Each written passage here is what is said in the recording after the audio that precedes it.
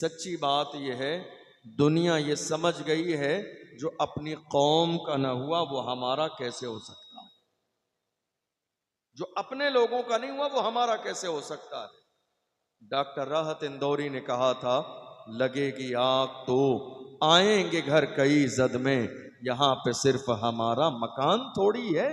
जो आज साहिबे मसनद है कल नहीं होंगे, किराएदार हैं जाती मकान थोड़ी है। सभी का खून है शामिल यहां की मिट्टी में, किसी के बाप का हिंदुस्तान थोड़ी है। सभी का खून है शामिल यहां की मिट्टी में, किसी के बाप का हिंदुस्तान थोड़ी है। हम तो आज भी बड़े फख्र के साथ कहते हैं, कुर्सी पर कोई भी बैठे राजा तो मेरा खौजा है। हम आज भी बड़ी मोहब्बत और अकीदत के साथ कहते हैं। लेकिन याद रखिएगा, जिस दौर में आप जिंदगी गुजार रहे हैं, दौर के हिसाब से आपको चलना पड़ेगा। एक दौर आया जब ये मुल्क आजाद हुआ हिंदुस्तान, उस जमाने में मुल्क में सिर्फ एक सियासी पार्टी थी। पूरे मुल्क के लोगों ने उसे मान लिया, लेकिन बहुत जल्द लोगों को यह बात समझ में आ गई कि हिस्सेदारी नहीं मिलेगी, सिर्फ ताबेदारी रहेगी, और लोग अलग होते गए। नौबत यहां तक आई कि आज हिंदुस्तान की सरजमीन पर आप देख लीजिए, अलग अलग बाज़ाब्ता पार्टियां बनी हुई हैं। हर एक की अपनी आवाज है, हर एक का अपना बैनर है, हर एक का अपना झंडा है, हर एक का अपना सिस्टम है, हर एक का अपना निजाम है, हर एक की अपनी आवाज है, हर एक का अपना नेता है, हर एक का अपना लीडर है, हर एक की अपनी सियासी क़यादत है, हर एक की अपनी आवाज है, सिवाय इस मुल्क में कौम मुस्लिम के, सिवाय कौम मुस्लिम की। मेरी बात समझ आ रही है आपको? मैं आपके सर से ऊपर गुजरने वाली गुफ्तगू तो नहीं कर रहा हूं। इससे और आसान गुफ्तगू करूं कोई और मौजू पर, अगर आपको यह ना समझ आ रही हो तो। आज पूरे मुल्क में हमारी आवाज कहां है,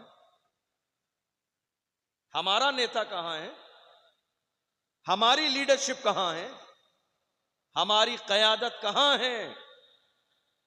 आज अफसोसनाक सूरत हाल मौजूदा दौर में यही है कि कौम मुस्लिम ने आजादी के बाद से लेकर आज तक इन 75 सालों में गैरों की दरी बिछाने का काम किया। गैरों के फ्लैक्स लगाए, गैरों के नारे लगाए, गैरों के स्टेज लगाए और नीचे बैठकर तालियां बजाई गलत बात सुनने के बाद। आला हजरत के पीर खाने से सैयदुल उलमा ने फरमाया, ए मुसलमानों याद रखो, किसी की जय बेजय हम क्यों पुकारें, क्या गरज हमको, हमें काफी है सैयद अपना नारा या रसूल अल्लाह। हम किसी की जय बेजय के नारे क्यों लगाएं, अल्लाह ने हमें मदीने वाले मुस्तफा का गुलाम बनाया। आज हम क्या कर रहे हैं, हमारी आवाज कहां है? आपको मालूम है, सियासत मुसलमानों में आज की तारीख में लोग समझते हैं सियासत करना हराम है, लोग नाजायज समझते हैं, सियासत बुरा समझते हैं। हत्ता के कौम मुस्लिम के जहन की पस्ती का आलम यह है कि अगर कोई आलिम मस्जिद का इमाम मस्जिद में जुमे के दिन मौजूदा हालात पर या सियासत पर बात करे, तो या तो मस्जिद की कमेटी उन्हें मस्जिद से बाहर निकाल देगी, या कहेगी नहीं साहब सियासत की बात मस्जिद में नहीं होना चाहिए। आप सियासत को नाजायज और हराम समझते हैं। ये मौजूदा दौर में जो हुकूमत है आज दुनिया के अंदर, ये निजाम भी हमें मजहब इस्लाम ने दिया है, ये मिजाज भी हमें फारूक आजम ने दिया है, ये मिजाज भी हजरत अबू बकर सिद्दीक ने दिया है, ये मिजाज भी हजरत उमर बिन अब्दुल अजीज ने दिया है, ये मिजाज भी अर्तुगरुल गाजी ने दिया है, ये मिजाज भी उस्मान गाजी ने दिया है, ये मिजाज भी औरंगजेब आलमगीर ने दिया है, ये मिजाज भी टीपू सुल्तान ने दिया है, ये मिजाज भी हजरत मोहम्मद बिन कासिम ने दिया है, ये मिजाज भी सलाहुद्दीन अय्यूबी ने दिया। आज हमारे हालात बदल रहे हैं, ना हमारी कोई हैसियत है, ना हमारी आवाज है, ना हमारी क़यादत है, ना लीडरशिप है। मुसलमान समझ रहे हैं सियासत हराम है, लोग कहते हैं सियासत गंदी चीज है। याद रखिएगा, आपका ये जुमला दुरुस्त नहीं है। सियासत गंदी चीज नहीं है, सियासत में कुछ गंदे लोग शामिल हो गए। सियासत गंदी चीज नहीं है। सियासत एक निजाम को कहते हैं जिसके जरिए मुल्क चलाया जाता है। बगैर निजाम के कोई मुल्क नहीं चलता है। सियासत गंदी चीज नहीं है। आप जिस सियासत को गंदा समझते रहे, आज तक जिसके करीब ना गए, आज हालत यह है कि देख लीजिए, जब जिसका दिल चाहता है वो पार्लियामेंट में बिल पास कर दिया जाता है, सिर्फ इस बुनियाद पर कि आपके बंदे पार्लियामेंट तक नहीं पहुंचे, सियासत को गलत समझते हुए। आज हैरानी की बात है, सियासी तौर पर कौम मुस्लिम की कमजोरी की वजह से आज हालात हमारी और आपकी निगाहों के सामने हैं। मस्जिद का मसला हमारे सामने, अजान का मसला हमारे सामने, शादी का मसला हमारे सामने, निकाह तलाक का मसला हमारे सामने। ये सारे मसाइल आज हमारी निगाहों के सामने हैं। हम इस पर कोई बात नहीं कर पा रहे हैं। आपको मालूम है, एक कुत्ता भी मर जाए तो आज नेता उसके लिए भी अफसोस जताते हैं। लेकिन इसी मुल्क में मेरे नबी की शान में गुस्ताखी हुई, इसी मुल्क में मेरे नबी की अजमत पर कई साल से लगातार कुत्ते भौंक रहे हैं, मगर कोई एक जुमला बोलने वाला नहीं है कि पैगंबर आजम की शान में गुस्ताखी नहीं होना चाहिए। याद रखिएगा, हमने अपनी कौम के जवानों को मोहब्बत और अमन की रस्सी में बांध के रखा है, वरना भौंकने वालों कुत्तों की इतनी औकात नहीं है जो मेरे नबी की शान में गुस्ताखी कर सके। हुजूर के गुलामों ने हर जमाने में ये नारा लगाया कि मोहम्मद से वफा, तू न तो हम तेरे हैं, ये जहां चीज है क्या लाहो कलम तेरे। हमने हर जमाने में दुश्मनों की आंखों में आंखें डाल के कहा, जो जान मांगोगे जान देंगे, जो माल मांगोगे माल देंगे, मगर ये हमसे कभी ना होगा, नबी का जाहो जलाल देंगे। लेकिन आज हैरानी की बात यह है, हर मौजू पर बात हो रही है इस मुल्क में। बात नहीं है तो नामूस रिसालत, बात नहीं है तो हुजूर की इज्जत पर, बात नहीं है तो आज अजान के मसले पर, बात नहीं है तो आज मॉब लिंचिंग पर। देख लीजिए, आज मुल्क के कोने कोने में मॉब लिंचिंग हो रही है। कितने लोग मार दिए गए, कोई बोला, कोई बयान आया, किसी ने अफसोस जाहिर किया? पहलू खान के साथ मॉब लिंचिंग हुई, कोई बयान आया? हाफिज जुनैद के साथ ट्रेन में मॉब लिंचिंग हुई, किसी ने अफसोस जाहिर किया? नजीब को दिल्ली की सरजमीन से गायब कर दिया गया, है कोई बोलने वाला? जम्मू कश्मीर की 8 साल की बच्ची के साथ गैंग रेप किया गया, है कोई बोलने वाला? मौजूदा दौर में अलीगढ़ की सरजमीन पर 3 लोगों के साथ मॉब लिंचिंग की गई, है कोई बोलने वाला? मेरे अजीजों, जो लोग आज मौजूदा मुल्क की सियासत को नाजायज और हराम समझकर नजरअंदाज कर रहे हैं, इसी बुनियाद पर आज कौम मुस्लिम की कहीं कोई सुनने वाला नहीं, कहीं कोई आवाज बुलंद करने वाला नहीं है। याद रखिएगा, आप अपना वजूद दूसरे नंबर का शहरी मत बनाइए। आपने नारा क्या लगाया? हम इस मुल्क के वफादार भी हैं, जिम्मेदार भी हैं। एक चीज भूल गया, आज की तारीख में नारा ये लगाइए, जिम्मेदार भी हैं, वफादार भी हैं और बराबर के हिस्सेदार भी हैं, बराबर के हिस्सेदार भी हैं। क्यों? जब पड़ा वक्त चमन पे तो लहू हमने दिया। आज कहते हो कि गुलशन में तेरा काम नहीं, अरे हम भी तामीर वतन में हैं, बराबर के शरीक, दरो दीवार अगर तुम हो तो बुनियाद हैं हम।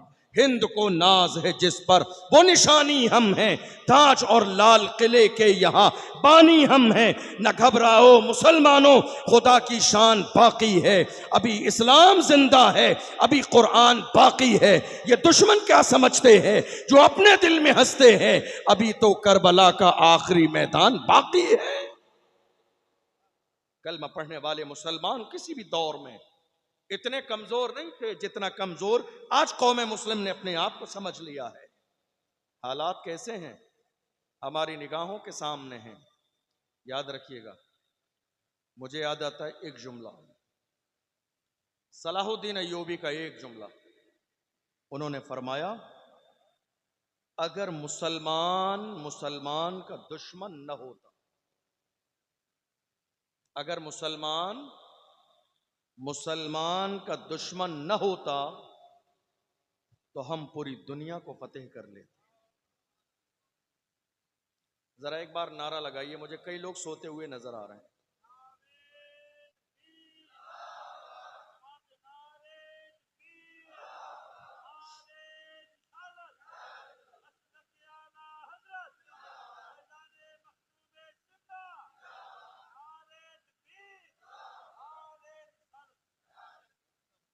सो रहे हैं आप लोग, नजर आ रहे हैं कई लोग सोते हुए। सो रहे हैं आप, सलाम पढ़ लें, सलाम पढ़ लें। जाग रहे हैं आप, मेरी बात समझ आ रही है आपको? आप बोर तो नहीं हो रहे? ये सब बातें समझ आ रही हैं या मौजू चेंज करूं? आज हालात हमारी निगाहों के सामने हैं, जो कुछ हो रहा है हमारी निगाहों के सामने है। आपको मालूम है भैया, अब बयान भी शुरू कराया, चलना फिरना भी शुरू कर दिया, शीरनी भी लाने लगे। मुझे आप इशारा दे रहे हैं बस खत्म करने का, कि साहब शीरनी आ गई, तो या तो बैठ जाइए, फिर आप इज्जत के साथ बैठ जाइए, बैठ जाइए भाई, थोड़ी देर बैठ जाइए भाई। पहलगाम कश्मीर की सरजमीन पर अटैक हुआ, लोग मारे गए। जो कुछ हुआ बहुत अफसोसनाक है, मगर याद रखिए, मुसलमानों ने जो कुछ पहलगाम में हुआ उसकी हिमायत नहीं की, बल्कि सबसे ज्यादा निंदा करने वाले मुसलमान हैं, अफसोस करने वाले मुसलमान हैं। बल्कि नमाज जुमा के बाद पूरे मुल्क हिंदुस्तान के हमारे उलमा मस्जिदों से बाहर निकले और कंडेम किया। उन्होंने कहा नहीं, पहलगाम में जो हुआ किसी भी कीमत पर उसको बर्दाश्त नहीं किया जा सकता। लेकिन आप जानते हैं, कुछ लोगों ने इस वाकई की बुनियाद पर इस्लाम और मुसलमानों को क्या क्या न कहा। पहलगाम की सरजमीन पर पूछा गया मारने से पहले, धर्म क्या है? जिसने कहा मुसलमान नहीं, उसको मार दिया गया। दुनिया ने कहा कि देखो साहब, ये मुसलमानों ने किया। नहीं, ये जो धर्म पूछकर मारा गया है ना, ये उन दहशतगर्दों ही का काम है जो मुल्क हिंदुस्तान में हिंदू और मुसलमान में नफरत का जहर घोलने का काम करते हैं, ताकि नफरत का माहौल पैदा हो जाए कि हिंदू और मुसलमान का माहौल है।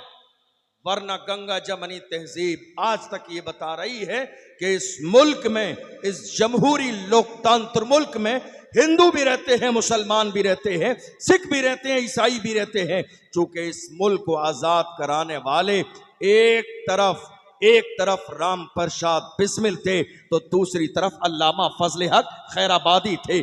एक तरफ और अगर भगत सिंह थे, तो दूसरी तरफ सैयद किफायत अली काफी थे। एक तरफ जनरल अरोड़ा थे, तो दूसरी तरफ अब्दुल हमीद थे। एक तरफ अगर बाज़ाब्ता चंद्रशेखर आजाद ने मुहिम चलाई थी, तो एक तरफ अशफाकुल्ला खान ने दुनिया की आंखों में आंखें डाल के कहा था, सरफरोशी की तमन्ना अब हमारे दिल में है, देखना है जोर कितना बाजुए कातिल में है, वक्त आने पर बता देंगे तुझे ये आसमां, हम अभी से क्या बताएं क्या हमारे दिल में है।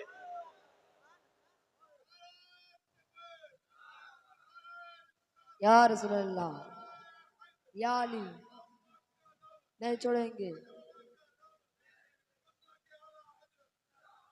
फैजाबाद की जेल जाके तारीख पढ़ लीजिए, अंदाजा हो जाएगा।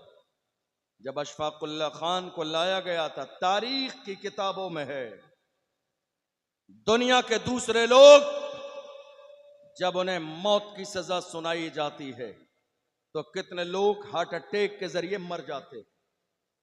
जब मौत का ऐलान किया जाता है तो कितने लोग गम के मारे कमजोर हो जाते हैं, कितने लोग बीमार पड़ जाते हैं, कितने लोग बिस्तर पे पड़ जाते हैं, मगर तारीख के औराक पलट कर देखिए, आपको अंदाजा होगा जिस दिन कहा गया था अशफाकुल्ला खान को फांसी दी जाएगी, उस दिन से लेके फांसी के दिन तक अशफाकुल्ला खान का वजन बढ़ गया था। वो खुश थे, रो नहीं रहे थे। और जब ले जाया गया, फांसी का फंदा अपने होंठों से चूम के अपने हाथों से गले में डाला, इसलिए कि एक मोमिन मरने वाला मरता नहीं है, जगह बदलती है। मरते मरते उसकी आंखों में ये ख्वाब रहता है, आंख बंद होगी तो कब्र में मुस्तफा के चेहरे की ज़ियारत होने वाली है। सुभान अल्लाह। अशफाकुल्ला खान से कहा अंग्रेजों ने, कोई आरजू हो तो बताइए, इस मुल्क की मिट्टी से हमारी वफादारी ये है। अशफाकुल्ला खान ने कहा था, कुछ आरजू नहीं है आरजू तो ये है, रख दे कोई जरा सी खाके वतन कफन में। सुभान अल्लाह। इस मुल्क से मुसलमानों की मोहब्बत ये है। पूछिए सैयद किफायत अली काफी से, जब इस मुल्क के लिए मुहिम चलाई, अंग्रेजों ने गिरफ्तार किया और कहा मुरादाबाद के चौराहे पर फांसी लगाई जाएगी। रमजान का महीना है, रोजे की हालत में है, लाया गया, भीड़ जमा कर ली गई और जब उनके गले में फांसी का फंदा डाला गया, भीड़ जमा है, लोग खड़े हैं। अंग्रेजों ने कहा रोजे की हालत से, असर और मगरिब के दरमियान का वक्त है, इफ्तार की तैयारी हो रही है चारों तरफ से। कहा गया मौलाना कोई आखिरी ख्वाहिश हो तो बयान करो। बहुत बड़ा किरदार है सैयद किफायत अली काफी का। आप जानते हैं आज के ज़माने में जब किसी इंसान को आप बेबाक बोलते देखते हैं तो आपके जहन में आता है ज़रूर इसका बैकग्राउंड बहुत मजबूत, इसलिए डरता नहीं है, इसलिए दबता नहीं है, इसलिए खुलकर बात करता है। कितने लोग अलग अलग शहरों में मुझसे कहते हैं, क्या बात है आप खुलकर तकरीर करते हैं, दबते नहीं है, डरते नहीं है, लगता है बैकग्राउंड बहुत मजबूत है। मैं कहता हूं मेरा बैकग्राउंड आप सुन लोगे कलेजा दहल जाएगा। मेरा बैकग्राउंड कितना मजबूत है, मेरा बैकग्राउंड जानना चाहते हैं तो पूछें बरेली के इमाम से। मेरे इमाम ने कहा, क्या दबे जिस पे हिमायत का हो पंजा तेरा, शेर को खतरे में लाता नहीं कुत्ता तेरा। सुभान अल्लाह। बेशक। क्या दबे जिस पे हिमायत का हो पंजा तेरा, शेर को खतरे में लाता नहीं कुत्ता तेरा। अल्लाह अकबर। सैयद किफायत अली काफी के जब शजरे पर गौर किया तो पता चला उनका शजरा करबला में आका हुसैन से मिलता। सुभान अल्लाह। हम समझ गए अब ये डरेंगे नहीं, अब ये दबेंगे नहीं, अब ये झुकेंगे नहीं, अब ये रुकेंगे नहीं। फांसी का फंदा गले में डाला। अंग्रेजों ने डालने के बाद कहा मौलाना कोई आखिरी ख्वाहिश हो तो बयान करो। अल्लामा सैयद किफायत अली काफी ने मजमे पे नजर डाली, मुस्कुराए और फरमाया, जालिमों मेरी आखिरी ख्वाहिश सुनना चाहते हो तो सुनो। मेरी आखिरी ख्वाहिश ये है, कोई गुल बाकी रहेगा ने चमन रह जाएगा, पर रसूलुल्लाह का दीने हसन रह जाएगा। अतलसो कम ख्वाब की पोशाक पर नाजा न हो, इस तने बेजान पर खाकी कफन रह जाएगा। नाम शाहाने जहां मिट जाएंगे लेकिन यहाँ हश्र तक नामो निशाने पंजतन रह जाएगा। हम सफीरो बाग में है कोई दम का चहचहा, बुलबुलें उड़ जाएंगी सूना चमन रह जाएगा। नाम शाहाने जहां मिट जाएंगे लेकिन यहाँ हश्र तक नामो निशाने पंजतन रह जाएगा। सुभान अल्लाह। सुभान। कौन मुसलमान इस मुल्क हिंदुस्तान की सरजमीन पर किराएदार नहीं है, जिम्मेदार भी हैं, वफादार भी हैं और बराबर के हिस्सेदार भी हैं। लेकिन हमने इस बारे में कभी सोचा नहीं, कभी गौर नहीं किया, कभी हमने ये नारा नहीं लगाया। याद रखिएगा, इंसान को दुनिया में उस वक्त तक कोई नहीं हरा सकता जब तक वो खुद हार न मान ले। और अगर आप हार मान लेते हैं तो दुनिया की कोई ताकत आपको जिता नहीं सकती। आपने हार मान ली, कोई नहीं जिता सकता। और अगर आपने जीतने की ठान ली है तो जमाना मिलकर आपको हरा नहीं सकता है। इस मुल्क के लिए सबसे पहले अंग्रेजों के खिलाफ जिहाद का फतवा एक आलिम ने दिया। वो आलिम दुनिया जिन्हें अल्लामा फजल हक खैराबादी के नाम से जानती। अंग्रेजों ने उन्हें गिरफ्तार किया और ले गए जजीरे अंडमान निकोबार, काले पानी की सजा दी। एक अंग्रेज ऑफिसर ने आके कहा, मौलाना अब भी वक्त है, अपना फतवा वापस ले लो, तुम्हारी जान बख्श दी जाएगी, अब भी मौका है तुम्हारे लिए। अल्लामा फजल हक खैराबादी ने उस अंग्रेज के चेहरे पर थूक दिया था और कहा था, जालिम, हम मुस्तफ़ा के गुलाम हैं, हमारे कलम से जो फतवा निकलता है हुकूमतें बदल जाती हैं, फतवे नहीं बदलते। ये तेवर किसी और के नहीं थे, मोहम्मद अरबी के गुलामों के थे। कहाँ हैं आज मुसलमान? कहाँ हैं हुजूर के दीवाने? कहाँ हैं नाम मोहम्मद पे मरने और मिटने का जज्बा रखने वाले? याद रखिएगा, दुनिया की हर कौम के जवान उस कौम का सबसे कीमती सरमाया होते हैं। हमारे जवान कहाँ हैं? कहाँ हैं हमारे जवान? आपको जानकर बड़ी हैरत होगी, हमारे 17 साल के जवान आज शराब पी रहे, 18 साल के जवान हमारे सट्टा लगा रहे, 19-20 साल के जवान हमारे जिना की दहलीज पर कदम रख चुके हैं। जिस कौम के जवानों की वजह से कौमें जिंदा और ताबिंदा रहती हैं, कहाँ हैं हमारे जवान? गुनाहों की दहलीज पर कदम रखे हुए, जिना, शराब, जुआ, नशा, सट्टा। फिर आप कहते हैं हालात क्यों नहीं बदल रहे, हमारी कंडीशन बेहतर क्यों नहीं हो रही है? याद रखिएगा, ये जो नशा आप कर रहे हैं, आज नहीं तो कल ये नशा आपको दरवाजे पर पहुंचा देगा बर्बादी के।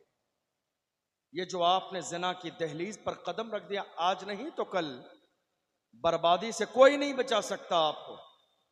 ये जो सूद और सट्टे का कारोबार, ताश के पत्ते आपके हाथ में है, आज नहीं तो कल ये आपको बर्बादी की तरफ ले जाएंगे। आपने ये सोचा है दुनिया की कोई कौम आज तक इन गुनाहों में मुलव्विस होकर बची नहीं है? हमारे जवानों, ये सुबह शाम देख लीजिए आप, हर कौम अपने जवानों पे फख्र करती है, सीना चौड़ा करती है। हमारे पास ऐसे जवान हैं, हमारे पास एक जवान दुनिया जिसे मोहम्मद बिन कासिम के नाम से जानती। कौन? मोहम्मद बिन कासिम, जिसने 17 साल की उम्र में सिंध और हिंद पर इस्लाम का झंडा लहराया। मोहम्मद बिन कासिम। आज हमारे 17 साल के जवान का रात के 3-3 बजे तक हमारी कौम के जवानों के हाथ में मोबाइल फोन है। क्या कर रहे हैं? फिल्में, ड्रामे, नाच गाने, शोर शराबे, हंगामे। ऐ मेरी कौम के गैरतमंद जवानों, तुम चाहते हो कि कौम में तब्दीली आ जाए, हालात बेहतर हो जाएं, तो पहले अपनी तन्हाई को पाक करो। मेरे नबी ने यही तो फरमाया, जिसकी तन्हाई पाक हो गई है उसकी दुनिया भी बेहतर हो गई, आखिरत भी बेहतर हो। हमारे जवान आज क्या कर रहे हैं? कहाँ हैं जवान? अल्लाह अकबर। हैरानी की बात है, आपने देखा, हम ऐलान कर रहे हैं हम मस्जिद अक्सा के साथ हैं। जुमले बहुत अच्छे हैं, बात बहुत अच्छी है, लेकिन मैं आपसे पूछूं, आप मस्जिद अक्सा के साथ हैं? आप कहेंगे हाँ मैं हूं। मुझे बताइए, जिस कौम का जवान एक वक्त की नमाज ना पढ़े वो मस्जिद अक्सा के साथ कैसे हो सकता है? तुमने देखा नहीं मस्जिद अक्सा में नमाज पढ़ने वाले जवान कैसे थे? मस्जिदों पे बम गिरा दिए गए, मलबे का ढेर पड़ा है, फिर भी एक भी सजदा कज़ा नहीं। मलबे के ढेर पर फलस्तीन के जवानों ने नमाज तरावी पढ़ी, मलबे के ढेर पर फलस्तीन के जवानों ने सजदे किए हैं, मलबे के ढेर पर फलस्तीन के जवानों ने ला इलाहा इल्लल्लाह की सदाएं दी हैं, मलबे के ढेर पर फलस्तीन के जवानों ने अल्लाह अकबर और ला इलाहा इल्लल्लाह की सदाएं दी है, और दुनिया को बताया है न मस्जिद में न बैतुल्लाह की दीवारों के साए में नमाज इश्क अदा होती है, तलवारों के साए में। सुभान अल्लाह, सुभान। जब कौम के जबानी अंदाज के होते थे तो कौम का हाल कुछ और होता था। आज हैरानी की बात यह है, दुनिया के लिए, कौम के लिए कुछ करना तो बहुत बड़ी बात है। अगर आज हमारे जवान अपने माँ बाप के लिए कुछ कर लें तो ये बहुत बड़ी बात है। मैं आपको बताऊं एक एतराज हर जमाने में इस्लाम पर किया गया। जरा तवज्जो से सुनिएगा, वक्त बहुत ज्यादा नहीं है, चंद बातें बता के अपनी बात मुकम्मल करूं। एक एतराज, सिर्फ एक बात बताऊं आपको, ये बात मुकम्मल और इंशाअल्लाह सलातो सलाम। एक एतराज, वो एतराज क्या है? इस्लाम औरतों को इज्जत नहीं देता है।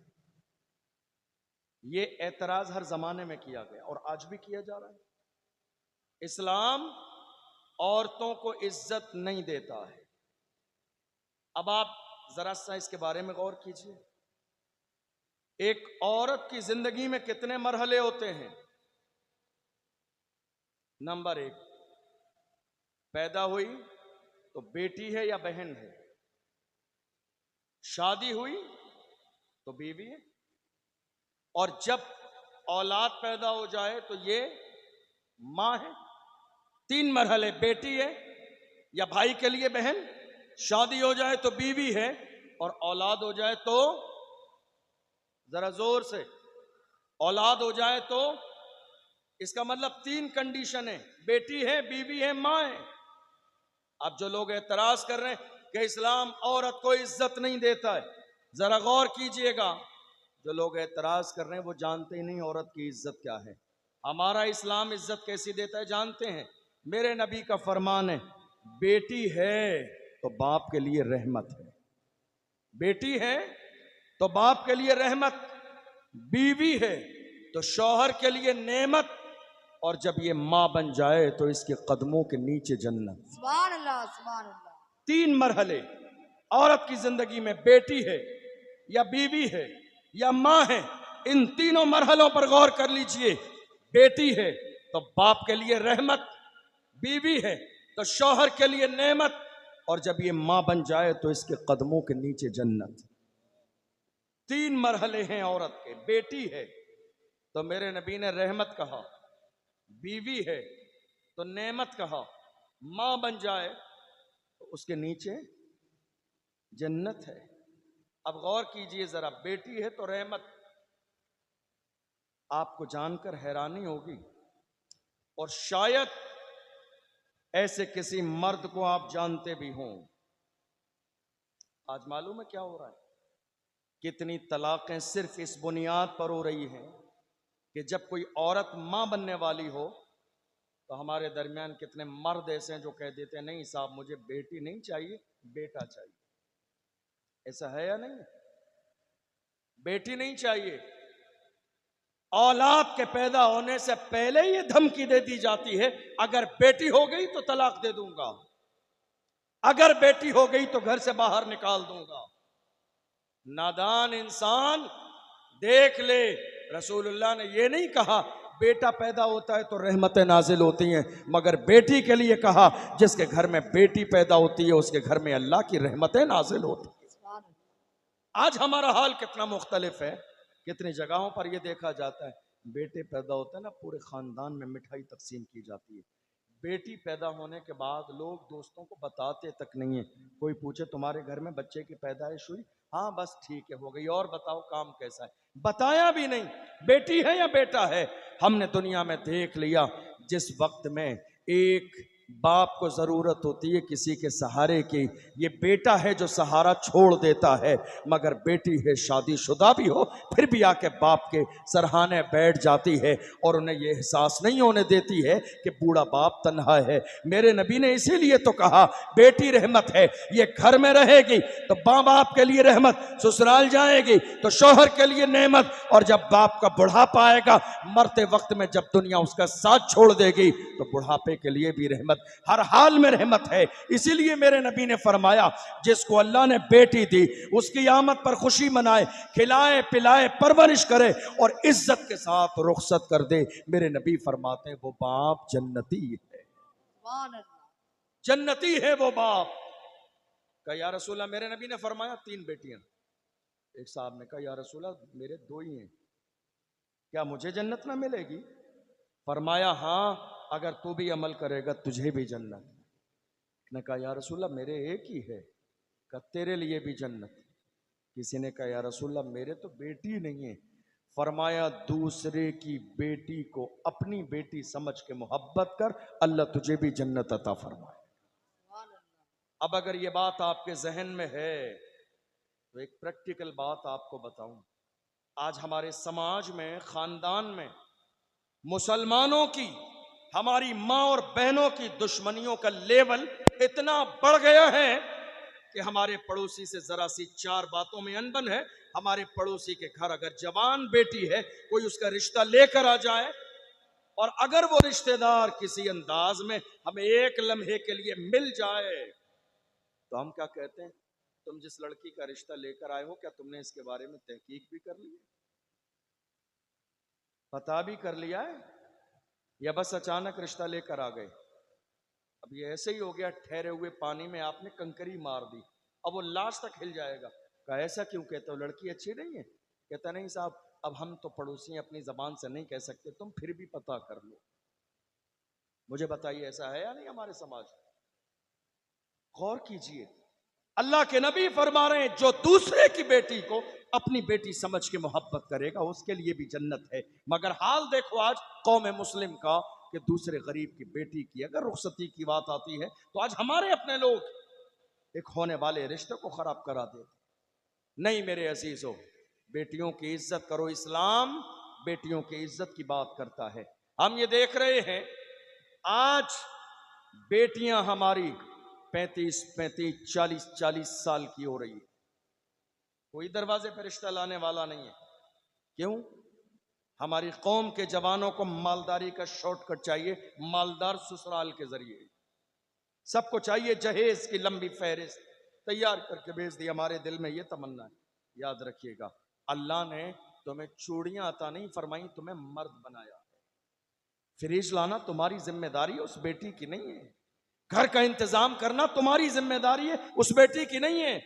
घर के सारे इंतजामात करना मर्द की जिम्मेदारी है, उस बेटी की जिम्मेदारी नहीं है। अल्लाह का कुरान कहता है अर्रिजालु कव्वामून अलन निसा, अल्लाह ने मर्द को हाकिम बनाया है औरत के ऊपर कि वो जिंदगी के सारे मराहिल औरत के साथ तय करेगा। खिलाना पिलाना बीमारी तमाम तर जिम्मेदारी मर्द की है, इसलिए मुतालबा औरत से न किया जाए। आपको हैरानी होगी ये सुनकर, अभी 3-4 साल के जमाने में हमारी कई लाख बेटियां मुर्तद हो गई। मुर्तद जानते हैं आप? हमारी कई लाख बेटियां इस्लाम छोड़कर चली गई। कई लाख बेटियों ने इस्लाम छोड़ दिया। पूरे मुल्क को यह बात मालूम है, आप रिपोर्ट पढ़ लीजिए, पूरा सर्वे देख लीजिए, बाज़ाब्ता गूगल पे जाके सर्च कर लीजिए, पूरे मुल्क की डिटेल आ जाएगी। लाखों बेटियां हमारी 2-3 साल के अंदर मुर्तद हो गई। आप जानते हैं कितनी ही बेटियों से इंटरव्यू लिया गया, कहा तुम्हारे इस्लाम छोड़ने की वजह क्या है? का बात यह है कि मेरा बूढ़ा बाप गरीब रक्षा चलाने वाला था, मेरी उम्र 35 साल की हो गई, लेकिन मेरी गरीबी की वजह से कोई मुसलमान मेरे दरवाजे पर रिश्ता लेके नहीं आया। अफसोस करो मुसलमानों, अफसोस करो। इसलिए मैंने जब कोई मेरे समाज में से, कौम मुस्लिम में से मेरे दरवाजे पर रिश्ता करने के लिए नहीं आया तो मैंने जाके किसी गैर से शादी कर। गौर कीजिए नुकसान कितना बड़ा है। आप क्या समझ रहे हैं जहेज मिल जाएगा आपके दिन बेहतर हो जाएंगे, जिंदगी बेहतर हो जाएगी? याद रखिएगा किसी के यहां से जहेज मिलने से हालात नहीं बदलते हैं, रिस्क देने वाली मेरे रब की जात है। जब वो रिस्क देने पे आता है तो दुनिया की कोई ताकत ऐसी नहीं है जो इंसान को परेशान कर सके। किसी की जिंदगी जहेज से नहीं गुजरी है। इसलिए आज इस अजीम शान जलसे से ये पैगाम लेकर जाइए जवानों कि हम निकाह मस्जिद में करेंगे और शादी बगैर जहेज के करें। निकाह कहां करेंगे? मस्जिद में, और शादी बगैर जहेज के। कैसी शादी? जैसी शादी रसूलुल्लाह ने अपनी बेटी खातून जन्नत की। सुभान अल्लाह। क्या आपको मौला अली की शादी पसंद नहीं है? क्या खातून जन्नत की शादी पसंद नहीं है? इतनी अजीम शादी जिसमें रसूलुल्लाह ने निकाह पढ़ाया, वो मेरे रसूल की बेटी की शादी है। मेरे अजीजों, हालात बदलिए। आज एक दौर वो था जब मेरे नबी ने कहा था, ए लोगों, निकाह को सस्ता करो ताकि जिना मुश्किल हो जाए। आज उल्टा हो गया, निकाह महंगा हो गया और जिना बिल्कुल आम है। ऐसा है या नहीं? कौन कौन है मेरी बात से एग्री बताइए। ऐसा है या नहीं? आज के जमाने में निकाह महंगा हो गया और जिना बिल्कुल आम है। ये तबाही आज दरवाजे दरवाजे पहुंच रही है। ये शादियां इतनी लेट क्यों की जा रही हैं? सिर्फ जहेज के लिए, खाने के लिए, रस्म रिवाज के लिए। आज हमारे दरमियान कितने लोग हैं, एक रक्षा चलाने वाले गरीब इंसान से भी मुतालबा करते, नहीं साहब बारात में हमारे 500 लोग आएंगे, हमारे ज्यादा लोग बन रहे हैं, मेहमान हमारे ज्यादा बन रहे हैं। कितनी शर्म की बात है। तुम्हारे मेहमान है तो तुम अपने दरवाजे पे वलीमे में खाना खिलाओ। ये लड़की वालों की जिम्मेदारी नहीं है कि उसके दरवाजे पे 500 लोगों को लेके पहुंचो। मेरे नबी ने फरमाया, निकाह सस्ता करो, निकाह सस्ता करो ताकि जिना का दरवाजा बंद हो जाए, किसी गरीब की बेटी अपने घर बैठी न रह जाए, बल्कि हर बेटी को ससुराल में वो इज्जत, वो मान सम्मान मिले जो हर एक बेटी का हक है। आज क्या हो रहा है? आज हालात हमारी निगाहों के सामने। मेरे अजीजों, मैं अर्ज कर रहा था, आज जब हमारी बेटियां पैदा होती हैं, जब एक औरत हामिला होती है, तो कितने जालिम शोहर आज की तारीख में से कह देते, नहीं साहब मुझे बेटा चाहिए। खुदा के लिए 2025 चल रहा है, अब तो जहालत से बाहर आइए। आपको बेटा चाहिए तो ये किससे मांग रहे हैं? बेटा बीवी से। ये बीवी बेटा नहीं देगी, बेटा देने वाली मेरे रब की जात है। मां के पेट में बेटी और बेटी की शक्ल बनाने वाली जात मेरे रब की है। मां एक जरिया है, बाप एक जरिया है। अल्लाह का कुरान कहता है, हुवल्लज़ी खलक़कुम, वही है जिसने तुम्हें पैदा किया, सुम्मा सव्वरनाकुम, वही है जो सूरतें बनाने वाली जात है। तो सूरत तो पेट में वो बनाता है। बेटा पैदा होगा या बेटी पैदा होगी, इसका ताल्लुक उस औरत से नहीं है जिसको तुम तलाक दे रहे हो, जिसको तुम घर से बाहर निकाल रहे हो, जिसको तुमने 4 साल से मायके में बिठा दिया, जिस गरीब की बेटी पर जुल्म करते जा रहे हो। याद रखिए, इस्लाम का मिजाज ये है, कमा तदीन तुदान, तुम जैसा करोगे वैसा ही तुम्हारे साथ किया जाए। सुभान अल्लाह। इस्लाम जुल्म की इजाजत नहीं देता है। इस्लाम में किसी भी कीमत पर जुल्म को गवारा नहीं किया गया। आज हमारे यहां हो यही रहा है। और अगर यही बेटी बहन हो, क्या हो? भाई साहब को जगा दीजिए। यही बेटी अगर बहन बन जाए, मैं समझ रहा हूं बहुत सारे लोग सो रहे हैं, मैं बात मुकम्मल कर रहा हूं। यही बेटी बहन बन जाए, मैं आपको एक छोटी सी बात बताऊं। आपकी तवज्जो है? तवज्जो है आपकी? एक शख्स ने आके कहा रमजान के महीने में, कहा हजरत, अल्लाह ने मुझे बड़ी मालो दौलत से नवाजा है, मेरी बहन है, गरीब है, परेशान है, रमजान का महीना है, रमजान के इस मुबारक महीने में मेरी बहन की गरीबी की हालत यह है कि ना उसके यहां सहरी है ना इफ्तार है। इतनी गरीबी है उसके यहां, इतनी परेशान है। अल्लाह ने मुझे करोड़पति बनाया है। तो हजरत मसला ये बताइए, क्या मैं अपनी बहन को ज़कात दे सकता हूं? सवाल समझ आया आप सबको? क्या मैं मालदार हूं, बहन गरीब है, ससुराल में फाके उनस के घर रमजान में सहरी और इफ्तार का भी इंतजाम नहीं, क्या मैं अपनी बहन को ज़कात दे सकता हूं? हमने जब मसला बताया तो कहा, जालिम इंसान, बहन को ज़कात नहीं, जो प्रॉपर्टी में हिस्सा है वो दे दे, ज़कात देने की नौबत ही नहीं है। जो विरासत में हिस्सा है बहन का, वो आप दे दीजिए, ज़कात देने की नौबत ही नहीं आएगी। क्या आज हमारे यहां बहनों को हिस्सा दिया जा रहा है? नहीं।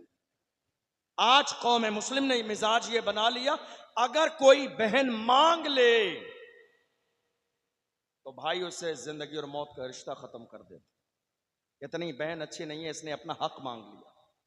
ये हक अल्लाह ने कुरान में मुकर्रर किया है। ये हक मैं नहीं कह रहा हूं, ये उलमा नहीं बताते हैं, अल्लाह ने ऐलान फरमाया बहन का हक प्रॉपर्टी में बराबर का है, दो ईमानदारी से। आज नहीं दोगे कल कयामत के दिन जवाब देना पड़ेगा। वो भी तो जिम्मेदार है, बाप उसका भी है। बड़ी माजरत के साथ आप सब भाई हैं, आपकी बहनें हैं, अल्लाह सलामत रखे। आज देखा यह जा रहा है, हालात इतने खराब हैं। हम लोग जलसों में जाते हैं, हमारी कितनी माएँ बहनें मिलती हैं, कहती हैं हजरत कोई ऐसा वजीफा बता दीजिए, 10 साल हो गए मेरे भाई ने मुझसे सलाम नहीं किया। हजरत कोई ऐसी दुआ बता दीजिए, 5 साल हो गए मेरे भाई ने मुझसे मुलाकात नहीं की है। हजरत कोई ऐसा वजीफा बता दीजिए, 4 साल हो गए मेरे भाई ने मुझे देखा नहीं। हजरत कोई ऐसी दुआ बता दीजिए, 2 साल हो गए मेरे भाई ने मुझे ना अपने दरवाजे पे बुलाया ना मेरे दरवाजे पर आया। आज कितनी बहनें ऐसी हैं जो अगर गर्मी की छुट्टी में अपने मायके आ जाएं तो भाई के चेहरे का जोग्राफिया भी बदल जाता है, भावच के चेहरे का भी जोग्राफिया बदल जाता है, और उनका अंदाज ऐसा रहता है गोया कि इन्होंने 2 वक्त का खाना खिला के एहसान कर दिया। नहीं मेरे अजीजों, ये गलत फहमी अपने जहन से बाहर निकाल दीजिए। तुम्हें अंदाजा भी नहीं है मेरे नबी ने क्या फरमाया, मेहमान तुम्हारे दरवाजे पे बाद में आता है, उसके हिस्से का रिस्क अल्लाह तुम्हारे दरवाजे पे पहले भेज देता। मेहमान बाद में आता है, और ये तो फिर बहन है, तुम्हारी जमीन की भी हिस्सेदार है, तुम्हारी दौलत की भी हिस्सेदार है, किराएदार नहीं है, हिस्सेदार है ये। आज हालात हमारी निगाहों के सामने हैं। कितने भाई ऐसे हैं, आपको मालूम है बहन कितनी अजीम होती है, बहन कितनी अजीम। आज कौम मुस्लिम का हाल ये है, अभी जामे मियां साहब क़िबला फरमा रहे थे, आज हमारी कौम को जरूरत है दुआ तावीज़ की। कोई बाबा मिल जाए, तावीज़ मिल जाए, किसका? कारोबार का, बिजनेस का। क्यों साहब? कहीं साहब हजरत हमारा कारोबार फेल हो गया है, न जाने किसी ने कुछ करा दिया है, किसी ने कुछ नहीं कराया है। मैं ये बात बहुत संजीदगी से करने लगा हूं आपसे, ताकि ये बात आपके दिलो दिमाग में बैठ जाए। आपका कारोबार नहीं चल रहा, किसी ने कुछ नहीं कराया है, आपने जिनका हक दबा लिया है, ईमानदारी से अदा कर दीजिए, अल्लाह आपके कारोबार में बरकत अता फरमाए। और कीजिए, आपके इस कारोबार में मां का भी हक है, भाई का भी हक है, बहन का भी हक है, रिश्तेदारों का भी हक है, मस्जिद मदरसे का भी हक है, और गरीब मोहताजों का भी हक है। क्या आपने हक अदा किया? नहीं। साल में एक बार 2.5% ज़कात निकलती, 1 लाख में 2500 रुपए बस। वो भी हमारा मुसलमान दिल पे पत्थर रख लेता है, कैसे दूं 2,500। कितने लोग ऐसे हैं, बड़ी माजरत के साथ हमारे कितने मुसलमान भाई ऐसे कहते हैं मेरे खून पसीने की कमाई है, मेरे बाजू की कमाई है, ये मैंने बाजू की कमाई है, मैंने अपनी ताकत से कमाए। मैं कहता हूं नादान इंसान, अपने बाजू पे इतराने वाले, जाके हॉस्पिटल का चक्कर लगा, तुझे अंदाजा लग जाएगा तू जिस बाजू पे इतराता है तो उससे बड़े बड़े सूरमा जिंदगी और मौत के बिस्तर पे पड़े हैं, ना उनके पैरों में जान है ना हाथों में जान है। खुदा ने बता दिया है बादशाही सिर्फ हमारी है, पावर सिर्फ हमारा है, जिंदगी देने वाले सिर्फ हम हैं, जिसे चाहते हैं जिंदगी देते हैं, जिसे चाहते हैं मौत के घाट उतार देते हैं। आज हम अपने हुकूक अदा करने के लिए तैयार नहीं, फिर कहते हैं साहब कारोबार में बरकत नहीं। वजीफा बताइए, आपको मालूम है जहां तक मैंने समझा, एक बहन करोड़पति हो, आप क्या, मुझे नहीं मालूम क्या अंदाज है, हमारे यहां राजस्थान में, यूपी में, हर जगह माहौल यह है कि जब ईद का मौका होता है तो माँ बाप और बहन भाइयों की तरफ से शादीशुदा बहन के घर कुछ तोहफा पेश किया जाता है, कुछ राशन का सामान, जिसको ईदी भी कहा जाता है कई जगहों पर। याद रखिएगा, बात उस सामान की नहीं है। बहन करोड़पति भी हो फिर भी वो रमजान के महीने में चेहरा उठा उठा के मायके की तरफ देखती होती। करोड़पति भी हो, बात यहां सामान की नहीं है, बात मान और सम्मान की होती है। एक बेटी का दिल बड़ा हो जाता है जब भाई दरवाजे पे आता है। एक बहन का दिल कुशादा हो जाता है जब मायके वाले उसके दरवाजे पर आते हैं। आज कितनी बहनें अपनी ससुराल में रोती नजर आती है और कहती हैं, जब तक मेरी 60-70 साल की बूढ़ी माँ जिंदा थी तब तक मेरा मायका सलामत था।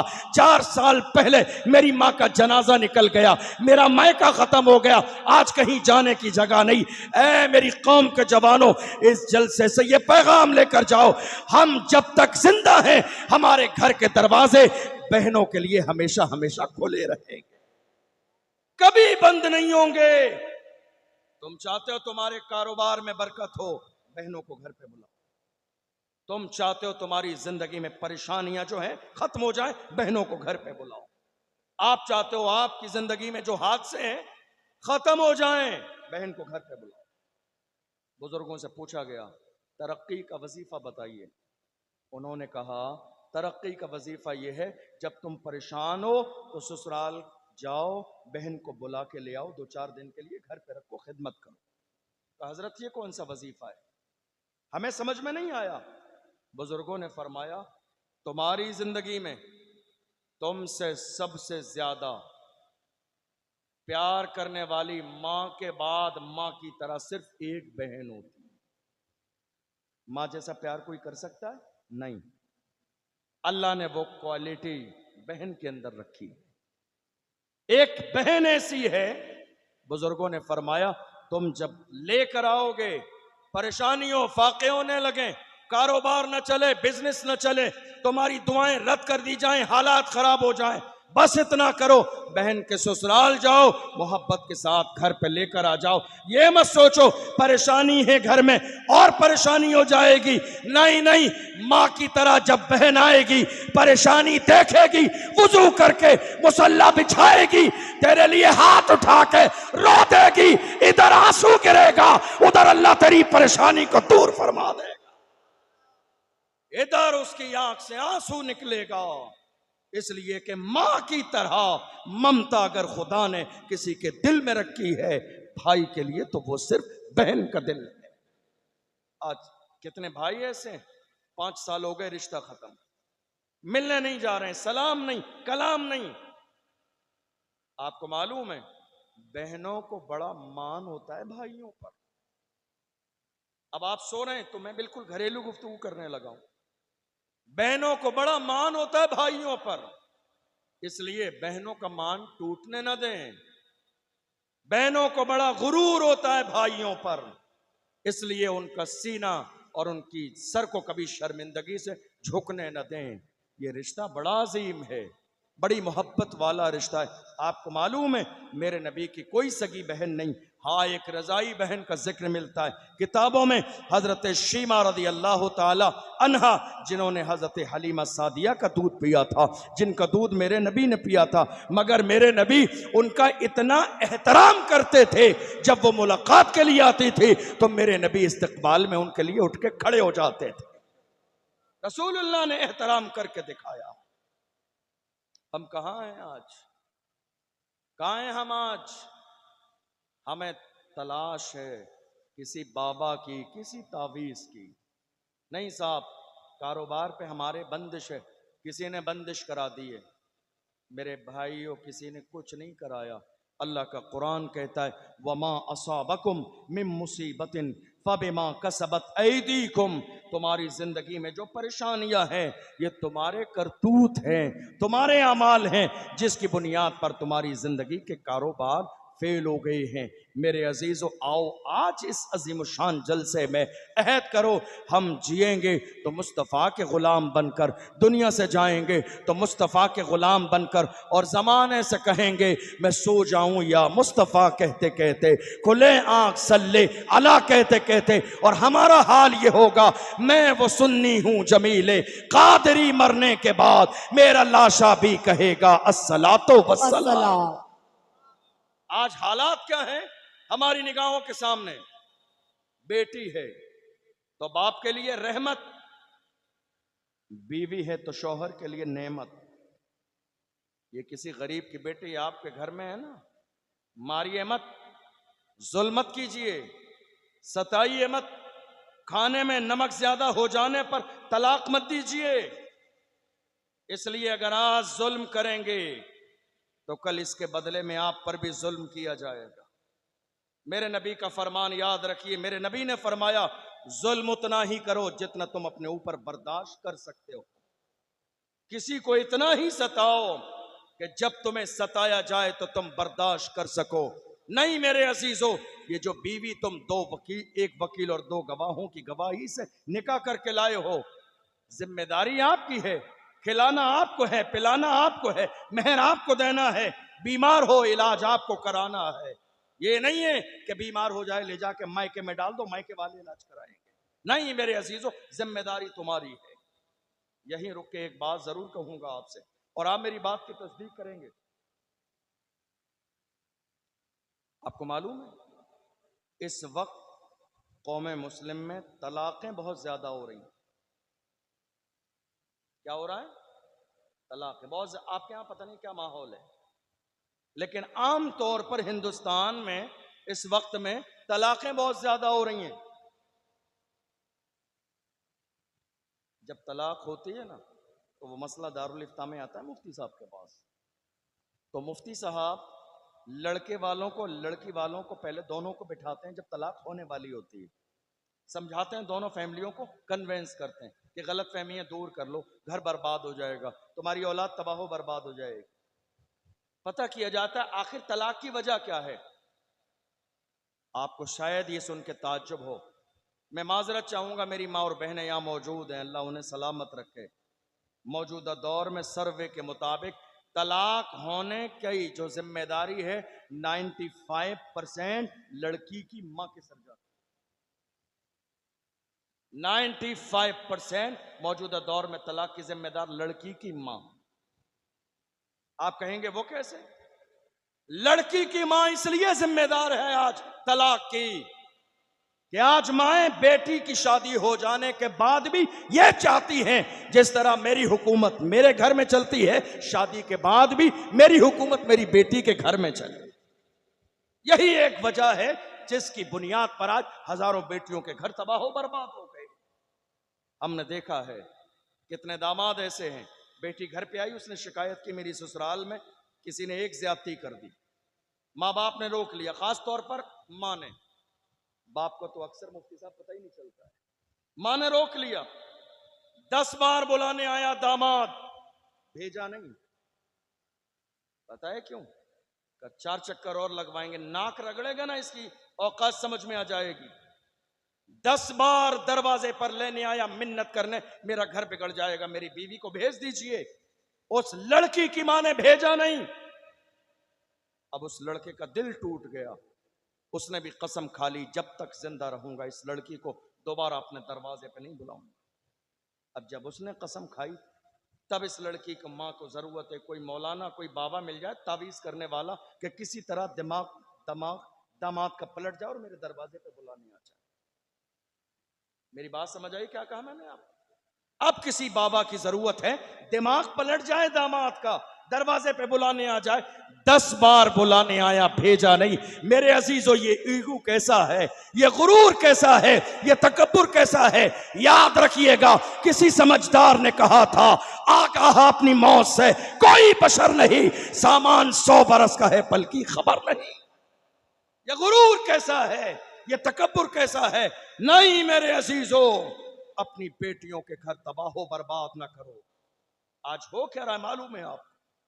हम अपनी बेटियों को रुखसत करते हैं, रुखसती के वक्त हमारा जुमला हमारी बेटियों से होता है, बेटी तेरी ससुराल में जरा कोई मसला हो, बस एक कॉल करना, हम वहीं दिखाई देंगे।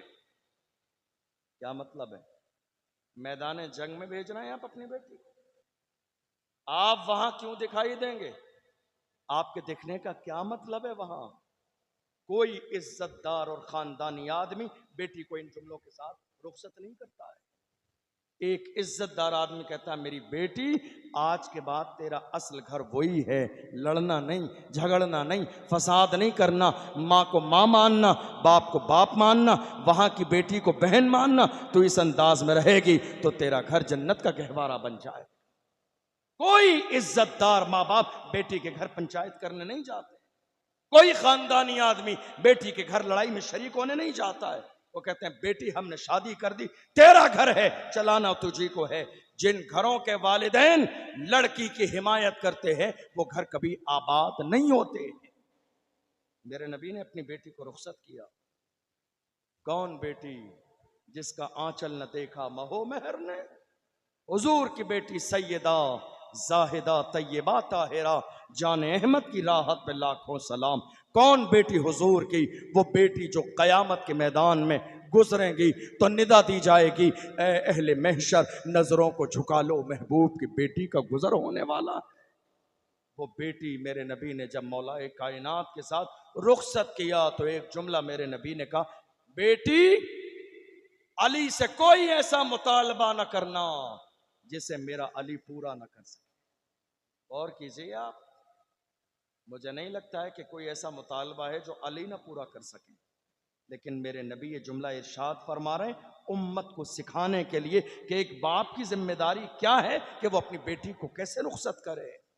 आज घर टूट रहे हैं, आपको हैरानी होगी, हजारों में नहीं लाखों में तलाक के केस आज कोर्ट और कचहरी में पड़े हुए हैं।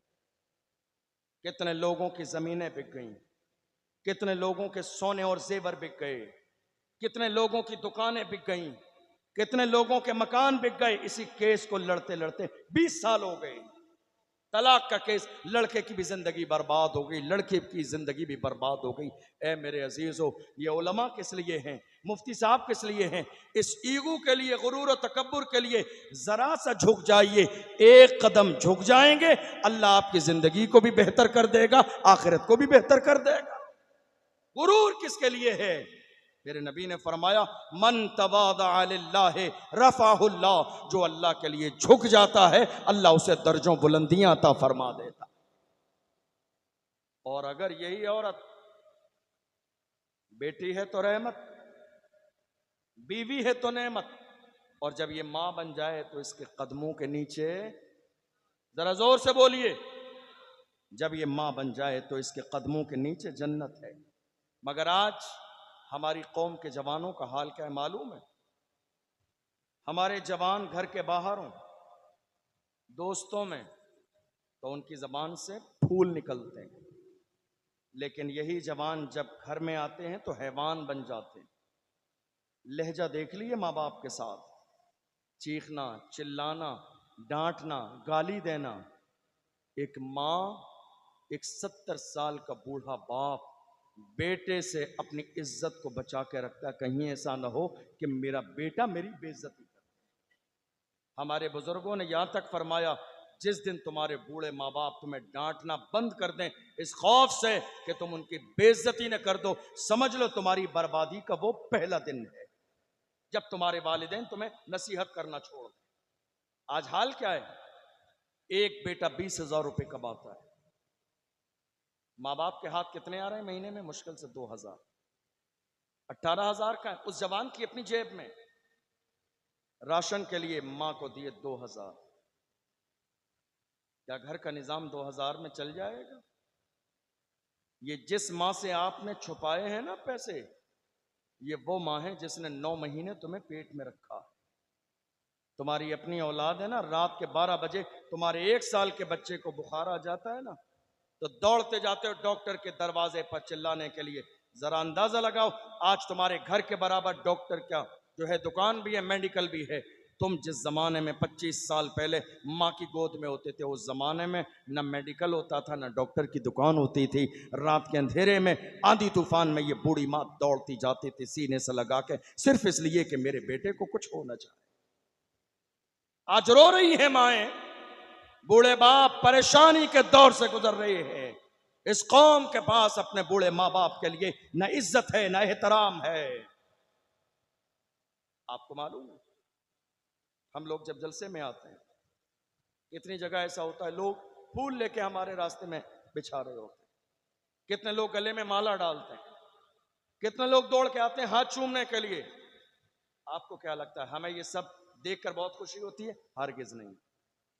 हमारा ज़मीर इतना कमजोर नहीं याद रखिएगा, तुम्हारे घर में सबसे बड़ा पीर तुम्हारी मां मौजूद है। सबसे बड़ा पीर तुम्हारे घर में तुम्हारे वालिद मौजूद है।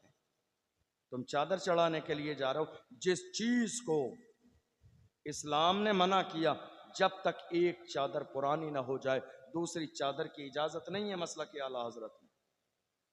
लेकिन ये बूढ़ी माएँ सालें गुजर गई हैं, कभी जाके देखा क्या उसके पास चादर सलामत है या नहीं? नहीं।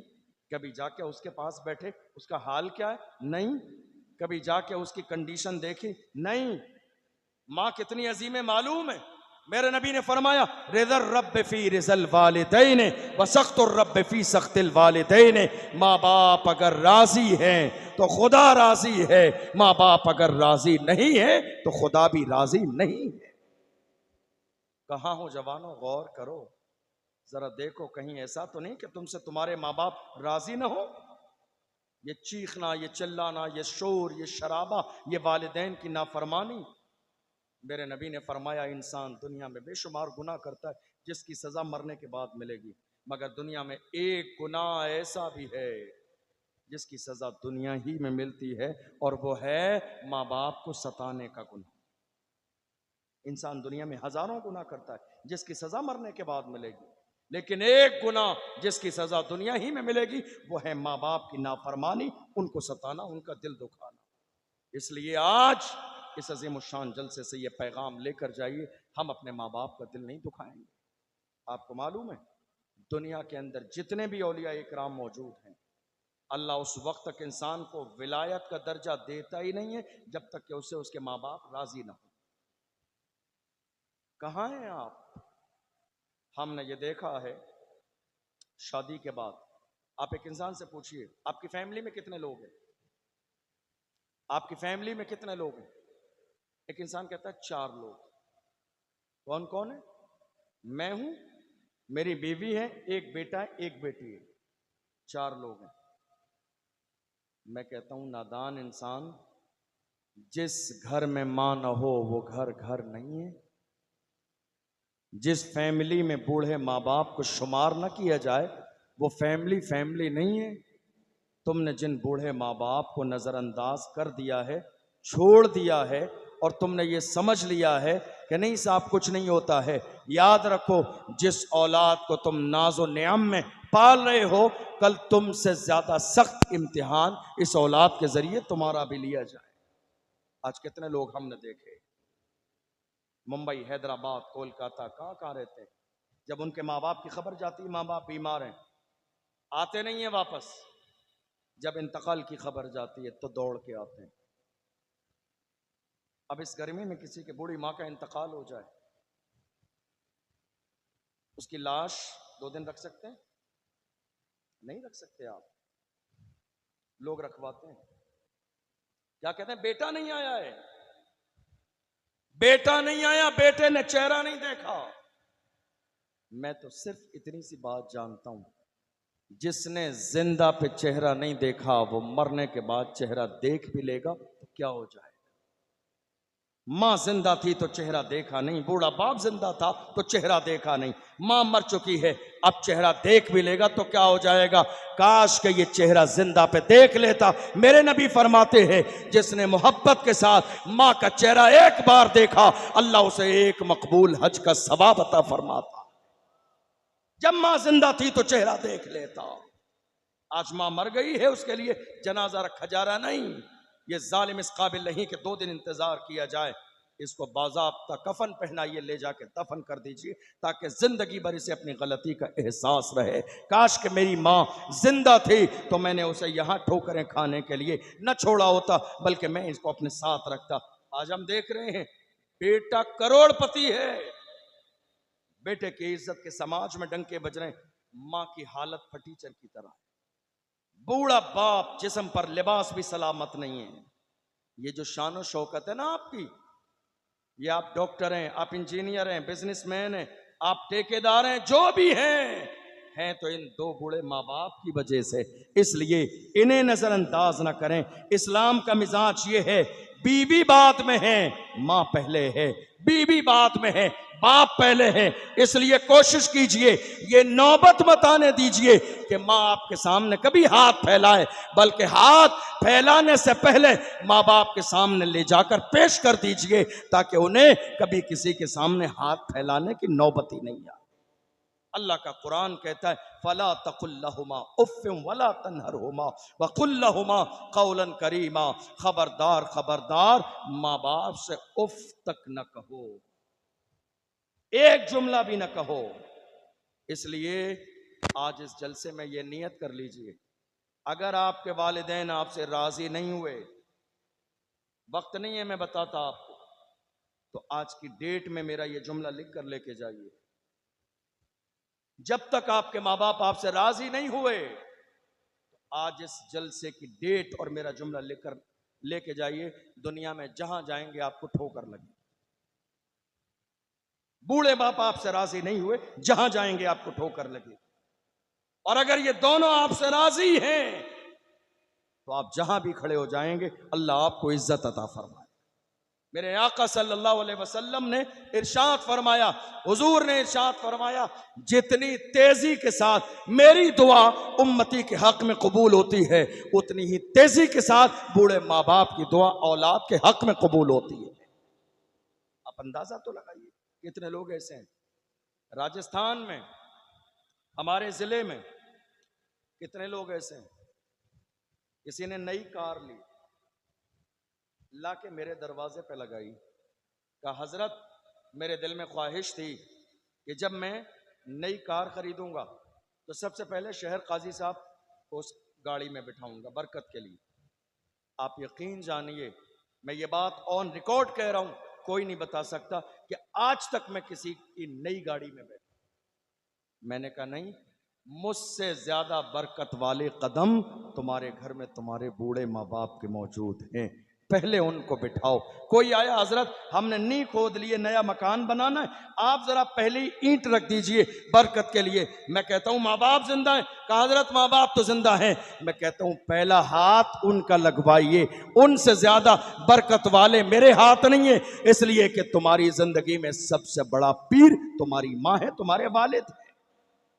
आज हम यही भूल गए हैं, आज हम यही भूल गए हैं। मैं ये नहीं कह रहा हूं आप पीरों की इज्जत ना करें, पीरों की इज्जत करें, लेकिन घर में जो माँ बाप की शक्ल में सबसे बड़े पीर मौजूद है, उनकी इज्जत पहले कीजिए, उनकी खिदमत पहले कीजिए, उनका एहतराम पहले कीजिए। इसलिए कि अगर आप उनकी इज्जत और खिदमत नहीं करेंगे तो कल कयामत के दिन आपको इस बात का जवाब देना पड़ेगा, और जब जवाब देना पड़ेगा तो जवाब आपके पास नहीं होगा। इसलिए ये नियत करके जाइए, हमारी माएँ बैठी हैं, हमारी बहनें बैठी हैं, कितने बुजुर्ग ऐसे हैं जिनकी जबानों पर शिकवे। हम लोग जलसे में जाते हैं ना, कितने बूढ़े माँ बाप ऐसे हैं। कोई बात समझ नहीं आ रही है आपको? सुन लीजिए थोड़ी, कितने माँ बाप बूढ़े ऐसे हैं। हम लोग जब जलसे में जाते हैं, कहीं किसी माँ बाप से पूछ लेते हैं खैरियत है, प्रैक्टिकल बात बता रहा हूँ, किसी बूढ़े बाप से पूछते खैरियत है, आप यकीन जानिए खैरियत का जुमला उनकी जबान पर बाद में आता है, आंख से आंसू पहले निकल जाते। कहते हैं हजरत क्या खैरियत पूछते हो, जिसके जवान 5 बेटे हों और वो 1-1 रुपए के लिए परेशान हो, जिसके 5 बेटे जवान हो वो 1-1 रोटी के लुकमे के लिए परेशान हो, जिसके घर में जवान औलादे हो और उससे कोई सलाम करने वाला बीमारी में डॉक्टर के यहां ले जाने वाला ना हो। ऐ मेरी कौम के जवानों, तुमने क्या हासिल किया? याद रखिएगा, जिन्होंने अपने माँ बाप से रिश्ता तोड़ दिया, हमने बुजुर्गों का मिजाज देखा कि जब कोई उनसे ताल्लुक कायम करना चाहता तो पहले वो ये मालूम करते कि माँ बाप से रिश्ता जुड़ा है या नहीं जुड़ा है। पता चल जाता माँ बाप से रिश्ता टूटा हुआ है तो बुजुर्गान दीन भी रिश्ता नहीं जोड़ते, वो कहते जो अपनी माँ का वफादार ना हुआ वो हमारा वफादार कैसे हो सकता है, जो अपने बूढ़े बाप का वफादार ना हुआ वो हमारा वफादार कैसे हो सकता है। इसलिए मेरे अजीजों, हुजूर के फरमान को याद रखो। एक सहाबी ने आके कहा, या रसूलल्लाह, बचपन से मेरे दिल में ख्वाहिश है आपके साथ चलूं, जिहाद करूं। मेरे नबी ने साथ में लिया नहीं, फरमाया अहय्युन वालिदा का, क्या तेरे माँ बाप जिंदा हैं? कहा या रसूलल्लाह मेरे माँ बाप जिंदा हैं। हुजूर ने फरमाया जा जाके घर पे माँ बाप की खिदमत कर, हमें जो सवाब जंग में मिलेगा तुझे वो सवाब घर में माँ बाप की खिदमत में मिलेगा। आपने क्या समझाया? माँ बाप नजरअंदाज कर दिया। आज कितने जवान ऐसे कहते हैं क्या करें, हमारी शादी हो गई है, माँ बाप लड़ते रहते हैं, बीवी बच्चों के मसाइल हैं, हमसे मैनेज ही नहीं होता। नहीं मेरे अजीजों, ये तुम्हारी जिम्मेदारी है। इस्लाम ने ये नहीं कहा कि बीवी को नजरअंदाज कर दो, नहीं, हरगिज नहीं, गलत समझा आपने। इस्लाम ने यह नहीं कहा बीवी को नजरअंदाज कर दो, नहीं, इस्लाम ने कहा माँ का अपना मकाम है, बीवी का अपना मकाम है, वालिद का अपना मकाम है, शौहर का अपना मकाम है, भाई का अपना मकाम है, बहन का अपना मकाम है। जिसका जो मकाम है उसके हुकूक अदा करते रहिए, बंदे भी राजी हो जाएंगे तो कयामत के दिन आपसे आपका रब भी राजी हो जाए। और याद रखिएगा, ये जो आपके घरों में जवान बेटियां बैठी हुई हैं, इनकी शादी कर दीजिए आप। बहुत सारे इलाकों में एक कॉन्सेप्ट चला हुआ है, 100 रिश्ते आ जाते हैं किसी के दरवाजे पर। माँ बाप क्या कह के लौटाते हैं, लड़का क्या करता है? कहते हैं साहब लड़का हमारा मजदूरी करता है, छोटा मोटा काम करता है, दुकान है, जमीन है उसकी, बाग है आम के, दुनिया भर की चीजें। लड़की के माँ बाप पूछते हैं सरकारी नौकर नहीं है? कहा नहीं, सरकारी नौकर तो नहीं, अपना काम है। कहते नहीं साहब हम शादी नहीं करेंगे। क्यों? हमने ये ठान लिया है हमें सरकारी नौकर मिलेगा तब शादी करेंगे। ये जो गलत कॉन्सेप्ट आज हमारी कौम के बहुत सारे बूढ़े माँ बाप के जहन में बैठा हुआ है, खुदा के लिए इसको बाहर निकाल दीजिए। बेटियां 35-35 साल की हो गई,